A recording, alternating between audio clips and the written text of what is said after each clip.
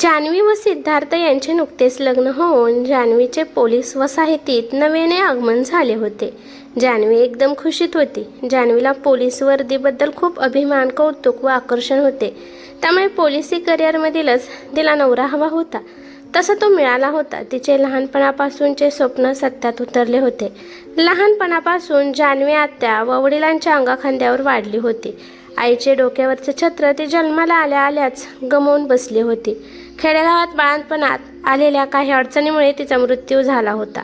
आत्या प्रौढ अविवाहित असल्याने तिने तिची जबाबदारी अंगावर घेतली होती. वडिलांनीही आपल्या गोड चेहऱ्याच्या मुलीला सावत्राईनं आणण्याचा निर्णय घेतला होता. मुलीकडे पाहून सुखद आनंद त्यांना मिळे. तिचे वडीलही या पोलिसी क्षेत्रात होते. ती 5 वर्षाची असताना तिचे हेही सुख नियतीला बघवले नाही. ते कामावर असताना त्यांच्यावर दहशतवाद्यांनी प्राणघातक हल्ला केला. त्यात ते मृत्युमुखी पडले होते. या घटनेने लहान वयात तिचे मन हादरून गेले होते.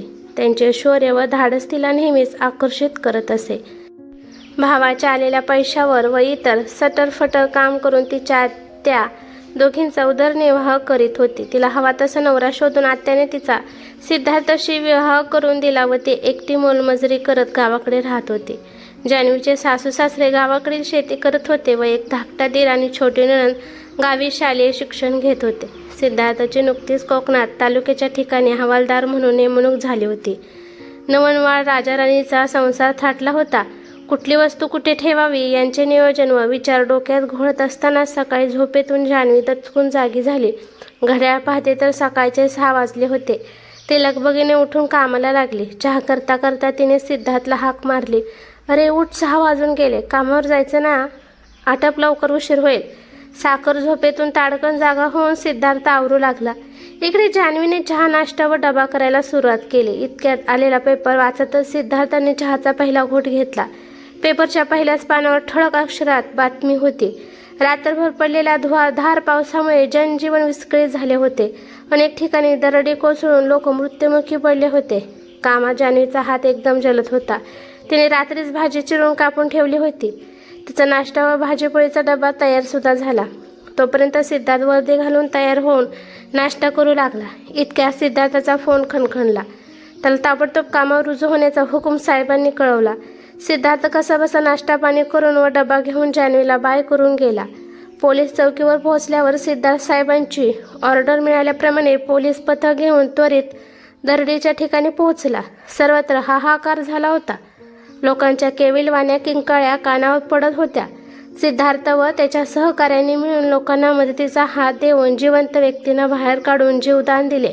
मृत व अडकलेल्या लोकांना बाहेर काढण्यात त्यांना बऱ्यापैकी यश आले. डॉक्टर व रुग्णवाहिकांना पाचारण करून रुग्णांना हॉस्पिटलमध्ये नेण्यात आले. लहान कच्चे बच्चे जखमी, भीतीने घायल झालेल्यांवर प्रथमोपचार करण्यात आले. मृत व्यक्तींना घोषित करणे फार दुःखद व कष्टाचे काम होते. काही चिखलात रुतलेले होते. त्यांना हात देऊन वर काढण्यात यश येत होते. सर्व स्थिर सावध होत होते. इतक्या सिद्धार्थला लहान बाळाचा हात ढिगाऱ्यातून बाहेर आलेला दिसला. शरीर मातीखाली खोल गेलेले व बारीक बाळाच्या रडण्याचा आवाज त्याच्या कानावर आला. त्याने पटकन जाऊन त्या बाळाला काढण्याचा प्रयत्न केला. तो सफलही झाला. बाळाला हातावर घेऊन तो हात पुढे करून पुढील व्यक्तीला ते बाळ देतोय तोच अचानक त्याच्या डोक्यावर दरड कोसळून मोठा कातळ अंगावर पडला. सहकाऱ्यांनी धावत येऊन बाळ हातात घेतले व त्याला सावरत होते. तोपर्यंत सिद्धार्थ खाली पडला. बाळ सही सलामत बाहेर आले. त्याला सिद्धार्थमुळे जीवदान मिळाले. त्याची आयुष्याची दोरी बळकट होती. अनेक रुग्णवाहिकांपैकी एक रुग्णवाहिनी परत येत होती. त्यातून सिद्धार्थाला नेत असतानाच त्याने अखेरचा श्वास सोडला होता. परंतु श्वास सोडताना तो म्हणाला, बाळाचे आईवडील जिवंत नसतील तर त्याला अनाथालयात ठेवू नका. हे बाळ जान्हवीला द्या. तिला लहान मुलांची खूप आवड आहे. एवढे बोलेपर्यंत तो पूर्ण बेशुद्ध अवस्थेत गेला. तो पुन्हा शुद्धीत आलाच नाही. त्या क्षणी त्याची प्राणज्योती मालवली होती. नंतर त्याला मृत घोषित करण्यात आले. सिद्धार्थने प्राण सोडताना जी इच्छा व्यक्त केली होती ती सहकाऱ्यांनी रेकॉर्ड करून नोंद करून ठेवली होती. सिद्धार्थच्या अपघाताची बातमी हाहाकार करत वाऱ्यासारखी पसरली. पण अपघाती व्यक्ती आपलाच नवरा आहे हे जान्हवीचे मन मान्य करायला तयार नव्हते. प्रत्यक्ष जाऊन तिला सांगून सहकार्याने समजावले आणि शेवटचे पतीचे दर्शन घडविले तेव्हा कुठे तिने स्वीकारले. तिला वाटले आपल्या नशिबात सुखच नाही. प्रथम आई, वडील आणि आता नवरा. तिच्या आयुष्यावरचा विश्वासच उडाला. बाळाची वैद्यकीय तपासणी करून बाळ निकोप व सदृढ असल्याचे जाहीर करण्यात आले. बाळाला फारशी दुखापत झाली नव्हती. ही एक ईश्वर लीलाच म्हणावी लागेल. चौकशी अंती बाळाचे आई वडील नातेवाईक कुणीच ह्यात नसल्याचे कळले. त्यामुळे ते बेवारस अनाथ घोषित करण्यात आले आणि त्याची रवानगी अनाथालयात करावी असेही जाहीर करण्यात आले. बाळ 7 ते 8 महिन्यांचे होते व ती मुलगी होती. जान्हवी दुःखातून सावरल्यावर सहकार्याने सिद्धार्थची शेवटची इच्छा सांगून त्याने रेकॉर्ड करून ठेवलेली नोंद तिला ऐकून व दाखवून पुढे काय करायचे विचारले. बाळ मुलगी आहे हे तिच्या निदर्शनात आणून दिले. त्याला जान्हवीचा होकार होता. तिनेही दुसरा विवाह न करण्याचा निर्धार केला होता. तिच्या मान्यतेने पुढे सोपस्कार करून बाळ तिला देण्याचे ठरले. नंतर थोड्याच दिवसात कायद्यानुसार प्रक्रिया करून जान्हवीच्या संमतीने आणि साक्षीदारांच्या साक्षीने बाळ तिच्याकडे सोपवण्यात आले. जान्हवीची मनस्थिती स्थिर स्थावर झाल्यावर ती रीतसर सिद्धार्थचे नोकरीतील पैसे घेऊन पोलीस वसाहत सोडून आत्याकडे मुलीसह गावी गेली. ते बाळ जमिनीतून मिळाले म्हणून तिने तिचे नाव उमा ठेवले. जान्हवी खेड्यात लहानाची मोठी झाल्यामुळे व इंग्रजी शाळा नसल्याने ती 7वी नंतरचे पुढील शिक्षण घेऊ शकली नव्हती. जान्हवी शेतीची मजुरीची कामे करत होती. शहरासारखे दुसरे व्यवसायही तिथे उपलब्ध नव्हते. मुलीला मोठे करून शिकवायचे म्हणजे जास्त पैसे मिळवणे गरजेचे होते. शेतीवर अवलंबून निभावणे शक्य नव्हते. असा विचार करून तिने तालुक्याला यायचे ठरवले. सिद्धार्थ होता ते गाव ओळखीचे झाले होते म्हणून ते तिथेच आले. ओळखीतील एकीने तिला लहान खोली मिळवून दिली. श्रावणाचा महिना होता. पाऊस नुकताच थांबला होता. डॉक्टर प्रदीप व मंगल मध्यमवयीन जोडपे गावातील घर सोडून गावाबाहेर उच्चभ्रू वस्तीत अलिशान फ्लॅटमध्ये 2 मुलांच्या आग्रहास्तव अलीकडेच राहायला आले होते.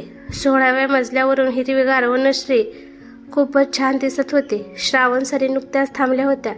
दोघे सकाळी चक्कर मारायला व कुणी ओळखीचे दिसते का पाहायला खाली उतरले. आजूबाजूचा परिसर त्यांना नवीनच होता. सुंदर रंगबेरंगी फुलांचा बगीचा लक्षणीय दिसत होता. पाऊस कमी झाल्यामुळे आबालवृद्ध पाय मोकळे करायला बाहेर पडले होते. पुढे गेल्यावर भाजीचे मळे डोलताना दिसत होते. गवताच्या तृणपातीवर फुलपाखरे स्वच्छंदी विहरत होते. पानावरील जलबिंदू मोत्यासारखे नितळ दिसत होते. आकाश संमिश्र रंगाने खुलून दिसत होते. क्षितिजा पलीकडे इंद्रधनुष्य हळूच डोकवात वर येत होते. कोवळी सोनेरी किरणे झाडातून डोकवून दोघांना खुणवू लागली. चला आता माघारी फिरा म्हणून त्या दोघांनी परतीची वाट धरली. डॉक्टर प्रदीप असल्याने व मधला वारा असल्याने त्याला 9 वाजता दवाखान्यात सर्व आटपून जायचे होते. थोड्या अंतरावर गेल्यावर त्याचे खास स्नेही त्याला भेटले. अरे तुम्ही इथे कुठे? आम्ही नुकतेच इथे सोसायटीत राहायला आलोय. अरे वा छान, प्रदीप म्हणाला. चला आता वर, आपण आल्याचा गरमागरम चहा पिऊया. तिघेही लिफ्टने वर गेले. डॉक्टर प्रदीपची बायको मंगलने फक्कड आल्याचा चहा व जिंजर बिस्किट डायनिंग टेबलावर ठेवून प्रदीपला हाक मारले. तितक्या न्यूजपेपर आला. त्यावर ओझरते नजर फिरवताच ठळक बातमी व दुःखद घटनेची पावसाची क्षणचित्रे दिसली. पावसाने दरड कोसळून अनेक लोक मृत्युमुखी पडल्याचे वाचून मन विषण्ण झाले. प्रदीप हळहळ व्यक्त करत म्हणाला, डॉक्टर म्हणून मला कर्तव्य बजावले पाहिजे. गप्पा गप्पा तो बोलून गेला. 2 वर्षापूर्वी अशीच घटना घडली. तेव्हा मी जातीने लक्ष घालून रुग्णसेवा केली होती. एक लहान बाळ वाचले होते. देवाची अघात लीला आहे. एक प्रामाणिक नवतरुण हवालदार मृत्युमुखी पडला होता. ही 2 मित्रांची बोलणी काम करता करता एकीकडे मंगल ऐकत होती. डॉक्टर प्रदीप चौकशीने नेहमी अपघातग्रस्त व अडचणीतल्या लोकांना डॉक्टरी उपचार मोफत करून समाजकार्य करत असत. नेहमीच्या सरावाने त्याला कल्पना होती की दवाखान्यात जखमींची भरती झाली असेल. तितक्या दवाखान्यातून व पोलीस चौकीतून त्याला फोन आलाच. तत्काळ तो मित्रांसह खाली उतरला व त्याने मित्राला बाय करून दवाखान्यात गाठले. जखमींना व गरजूंना मलमपट्टी करून घरी पाठवले. यावेळी जीवितहानी फार झाली नाही. हे देवाचीच कृपा होती. काम आवरून प्रदीप दुपारी येऊन स्नान जेवण आटपून पुन्हा जखमींना व इतर पेशंटला व्हिजिट देण्यास गेला. तेवढ्यात भारतातील बातमी वाचून अमेरिका व इंग्लंडमधून अजय व अतुलचे फोन आले. नित्यनेमाने बाबा रुग्णांची सेवा करायला गेले असतीलच अशी चौकशी केली. मंगलने हो सांगितले. मोठा अतुल इंग्लंडमध्ये डॉक्टर होता व दुसरा अजय अमेरिकेत IT इंजिनियर होऊन ITत होता. नुकतीच दोघांची लग्ने होऊन ते तिथेच स्थायिक झाले होते.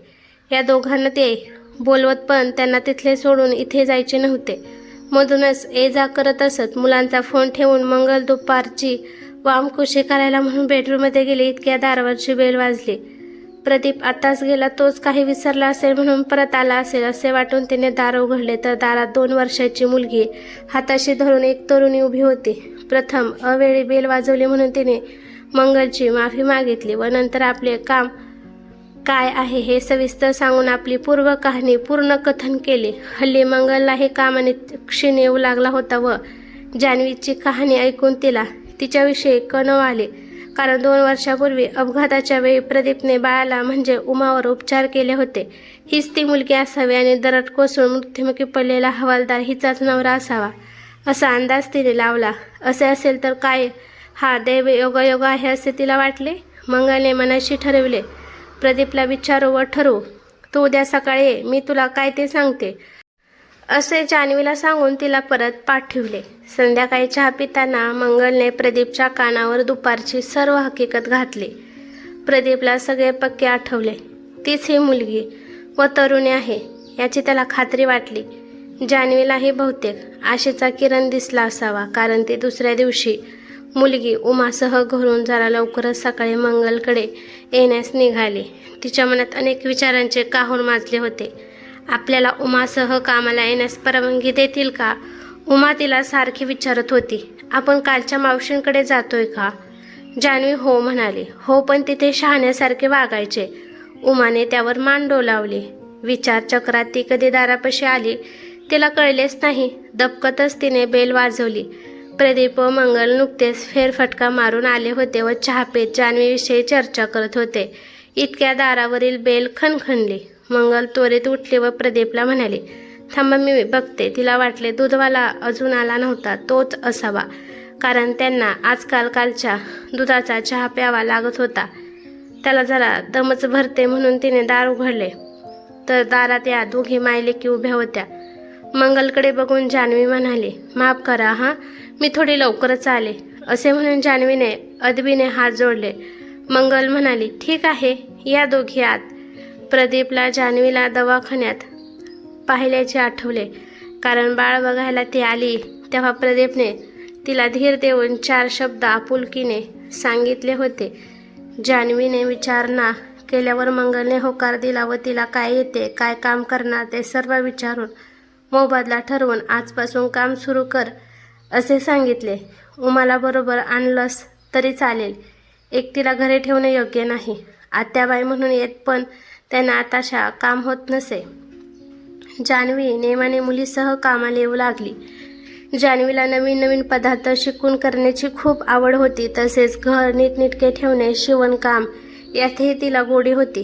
तिचे कसब पाहून मंगल तिला सूचना देऊन काम करून घेत असे. त्यामुळे जान्हवीचा उत्साह वाढला. दिवसेंदिवस तिच्या स्वयंपाकाची चव स्वादिष्ट होत गेली. सर्वजण चवीने अन्न ग्रहण करून लागले व त्याचा आनंद तिच्या मुखावर दिसे. दरम्यानच्या काळात उमाला बेबी क्लासला घातले. जान्हवीला काम करूनही मध्ये थोडा वेळ मिळे तेव्हा व रात्री ती साड्यांना फॉल पिको करून देऊ लागली. मंगलही त्यात माहिर होती. तिने ब्लाऊज व लहान मुलांचे कपडे शिवण्याची कला जान्हवीला शिकवली. जान्हवी सर्व पटापटा आत्मसात करत होती हे पाहून मंगललाही हुरूप आला. मंगलने तिला मशीन घेण्यासाठी पैसे दिले. आता ती जोमाने फॉल पिको, कपडे, ब्लाऊज शिवून पैसे मिळू लागली. दिवाळीचे खाद्यपदार्थ करून त्यांची विक्री करून ऑर्डर घेऊ लागले. मंगलने जान्हवीला उमासाठी व स्वतःसाठी बचत करण्यास शिकवले. जान्हवीला बँक व्यवहार कसा करायचा ते शिकवून थोडे जुजबी इंग्रजीही शिकवले. अशा प्रकारे तिला स्वावलंबी केले. इकडे जसे जसे दिवस जाऊ लागले तसे उमाची शिक्षणातली गती वाढली. उत्तम मार्क मिळवून ती वरच्या वर्गात जात होती. एक हुशार विद्यार्थिनी म्हणून शाळेत तिची ओळख होऊ लागली. हळूहळू जान्हवीची आर्थिक परिस्थिती सुधारू लागली. तिने मंगलच्या सहकार्याने छोटंसं 2 खोल्यांचे घर घेतले व जसे मिळतील तसे अत्यंत प्रामाणिकपणे सोयीनुसार मंगलचे पैसे परत केले. मध्यंतरीच्या काळात जान्हवीचे सासू सासरे पुत्र विवयाने आजारी पडले व दिवसेंदिवस खंगत गेले. जान्हवी जमेल तसे गावी जाऊन पैशाची मदत करीत असे. धाकटा दीर 8वीपर्यंत शिक्षण घेऊन घरची शेती करत होता. तो शेती सोडून शहरात येण्यास तयार नव्हता. लहान नंदेला 7वीपर्यंत शिक्षण देऊन गावच्याच एका शेतकरी मुलाशी सासू सासऱ्यांनी तिचे लग्न लावून दिले होते. त्यानंतर आजारामुळे हाय खाऊन दोघेही मृत्युमुखी पडले. काही दिवसांपूर्वी जान्हवीच्या आत्याचेही म्हातारपणामुळे निधन झाले. तेव्हा शक्यतो परी जान्हवीने औषध पाणी करून तिला आधार देत आपले कर्तव्य बजावले होते. उमाला 10वीला 90% मार्क मिळालेले पाहून मंगल व डॉक्टर प्रदीप यांनी स्वखुशीने उमाच्या शिक्षणाची जबाबदारी आपल्या अंगावर घेतली.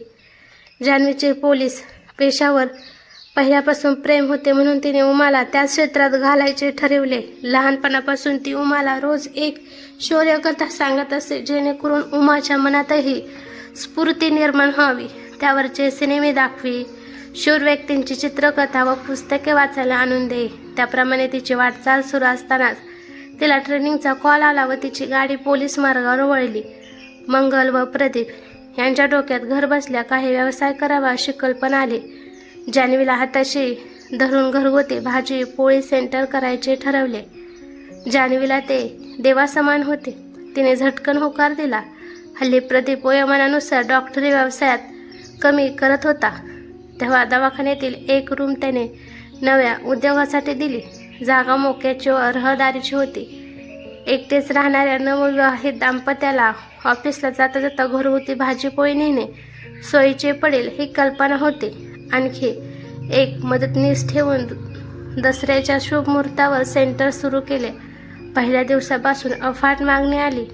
नियमित घेणारे रोजचे ग्राहक मिळाले. उमा प्रत्येक परीक्षेत अव्वल दर्जात पास होत होती. तिचे भविष्य उज्ज्वल होते. एके दिवशी आनंदाचे मोहोळ घरात आले. उमाची फौजदार या हुद्द्यावर नेमणूक झाली. जान्हवीचे स्वप्न पूर्ण झाले. लहान वयात तिला हे यश मिळाले म्हणून तिचा जाहीर सत्कार झाला. टीव्हीवर तिला पाहताना प्रदीप, मंगल व जान्हवीचा ऊर भरून आला. योग्य ठिकाणी व योग्य व्यक्तीला मदत केल्याचे सार्थक झाले. जान्हवीला तर स्वर्ग 2 पट उरला. आंधळा मागतो 1 डोळा आणि देव देतो 2 डोळे अशी अवस्था जान्हवीची झाली. त्या दोघीही आता प्रदीप व मंगल यांच्या घरातील सदस्य झाल्या होत्या. भाजीपोळीचं केंद्र धोधो चालत होतं. अनेक ठिकाणी शाखा उघडण्याचे संदेश येत होते. आता ती सर्व जबाबदारी प्रदीप व मंगल यांनी जान्हवीवर सोपवली होती. ती ते उत्तम प्रकारे सांभाळत होती. ते दोघे त्यातून निवृत्त झाले होते. जान्हवीने आणखी 2 मोक्याच्या ठिकाणी शाखा उघडल्या. नवीन होतकरू मुलांची नेमणूक केली. ती आता एकदम व्यवहारी, निपुण, धंदेवाईक व लघुउद्योजिका झाली होती आणि सर्व काही छान सांभाळत होती. जान्हवीचा फॉल पिको कपडे शिवण्याचा व्यवसायही एका टपरीत भाडे तत्वावर सुरू होता. तिथून तिला दरमहा पैसे मिळत असत. जान्हवी रोज एक फेरफटका मारून लक्ष ठेवत असे, सूचना देत असे, कारण तिने मिळवलेल्या विश्वासावर ग्राहक तिथे येत असत. आता तिने उमासाठी मोठा फ्लॅट बुक केला होता. उमा नको नको म्हणत होती. मी घेईल, तू खूप केलंस, आता 20वा घे असे म्हणत होती. पण जान्हवीला ते मान्य नव्हते. जान्हवी आता यशस्वी लघुउद्योजिका झाली होती. तिला कर्तव्यवान स्त्रीचा पुरस्कारही जाहीर झाला होता. बँकेतही बऱ्यापैकी शिल्लक जमा झाली होती. प्रदीप व मंगल उतारवयात मुलांकडे अमेरिकेत स्थायिक न होता आरामात उर्वरित आयुष्य जान्हवी व उमा बरोबर सोबतीने घालवणार होते. वारंवार जान्हवीचा बँकेशी संबंध येत असे. तेव्हा तिने उमासाठी एक मुलगा पाहून ठेवला होता. तो प्रदीप, मंगल व उमाच्या संमतीने मंजूर करून पक्का केला. थोड्याच कालावधीत दोघांचे स्वतःच्या कमाईच्या पैशाने लग्न करून दिले. काळाची पावले ओळखून पुढे जाणारी वृत्ती असावी लागते. ती हवीच. त्याला या जगात काहीच कमी पडत नाही हे लक्षात ठेवले तरी पुरेसे आहे. योग्य वेळी योग्य सुचवण्याची क्षमता व मानसिकता असणे गरजेचे असते. योग्य वेळी योग्य माणसाची भेट होणे हा देखील नशिबाचा भाग असतो. दुसऱ्याचे कलागुण ओळखण्याची नजर व मनाचा मोठेपणा असावा लागतो. आणि तो मोठ्या मनाने मान्य करावा लागतो. तो मोठेपणा प्रदीप व मंगल यांच्यात होता, म्हणून त्यांना जान्हवीच्या रूपाने म्हातारपणीचा आधारस्तंभ मिळाला व त्यांचा व जान्हवीचा जीवन प्रवास गोड झाला. जान्हवीनेही जिद्दीने तो पुढे नेला. अंधारातून प्रकाशाकडे तिला रस्ता मिळाला, तसा तुम्हालाही मिळो हीच सदिच्छा. धन्यवाद.